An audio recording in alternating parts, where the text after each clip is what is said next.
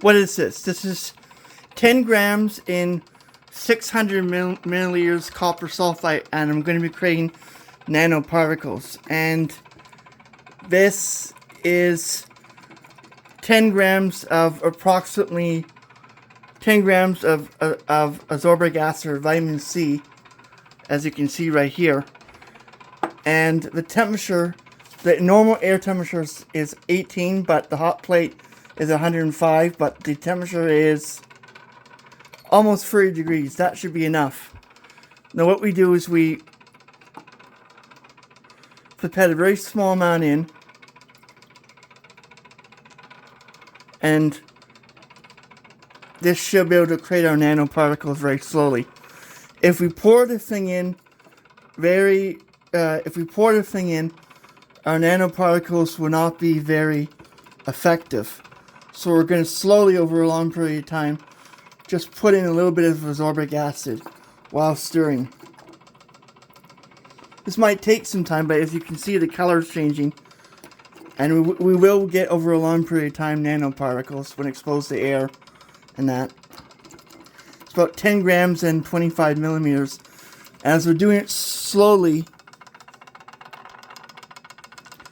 we will get particles down here in the bottom. But this might take some time.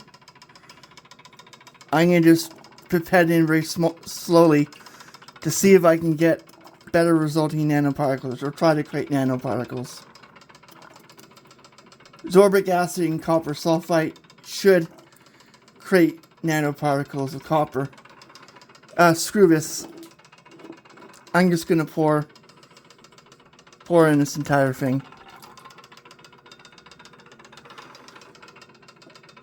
That's left over. We lost a few grams now.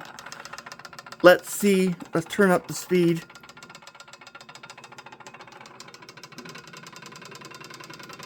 It takes some time. It may even take some stirring. Try to create the nanoparticles, because the nanoparticles are definitely on the bottom.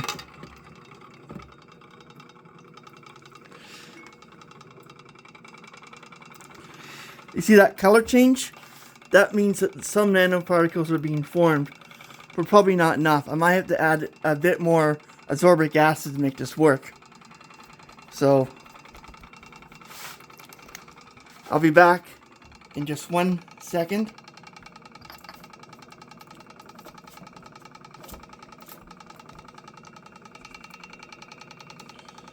I'll just dump in a large amount of ascorbic acid in that with a spoon.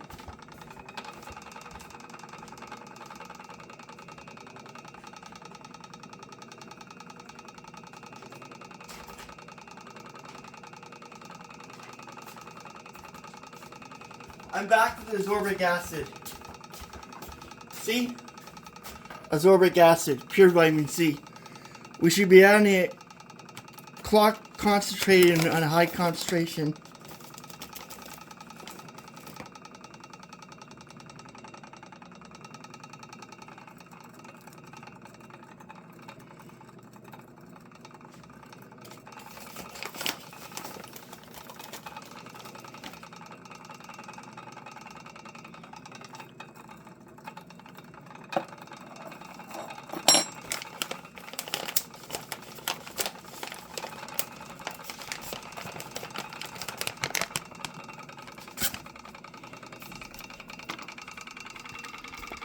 Now what we need to do is turn off the stirring and sort of stir this a bit.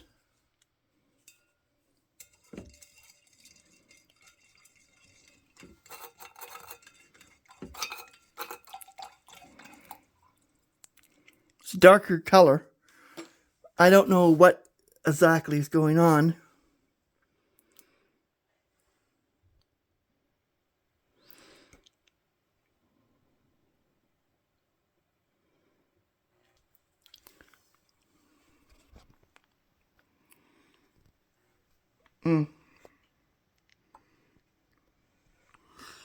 It just might take a while.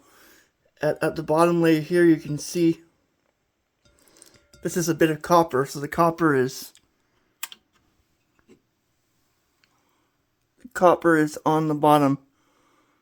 But I might have to add more copper sulfate. So let me just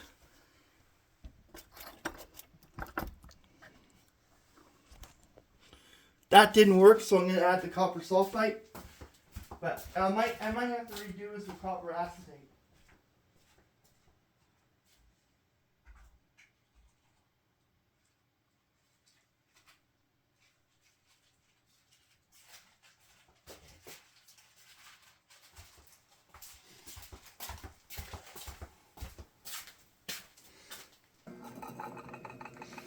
Here's copper sulfite, which I think I had to add more of it in order for this to work.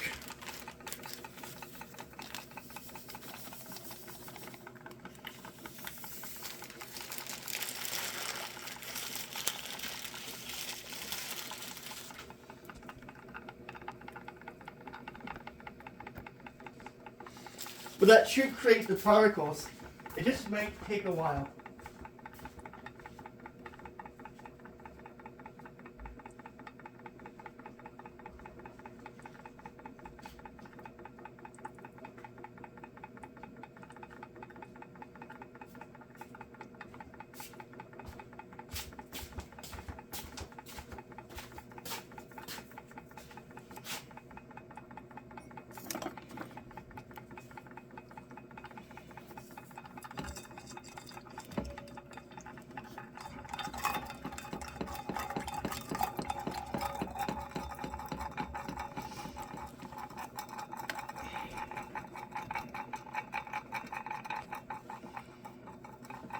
I think, as a final step, I might add some an acid, a weak acid to this. Here's some citric acid. It might help.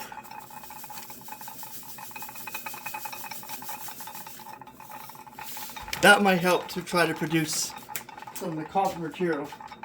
I think copper sulfite is not a good method of making copper nanoparticles. Because look at it.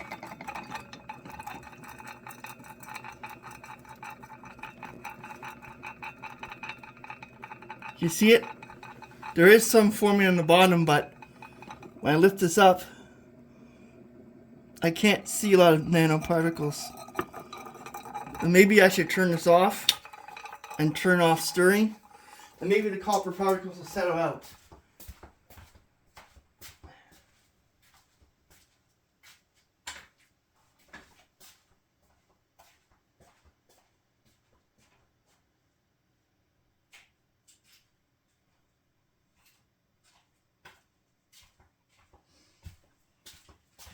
Bear with me that I'm pretty sure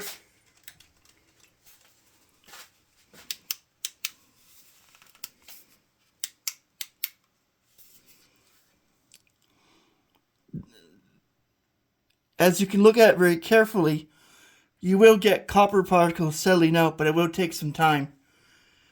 I mean, yeah, I can see a little bit of copper here, and I think it just takes time for it to settle out and get exposed to the air. This does work, except it's trickier.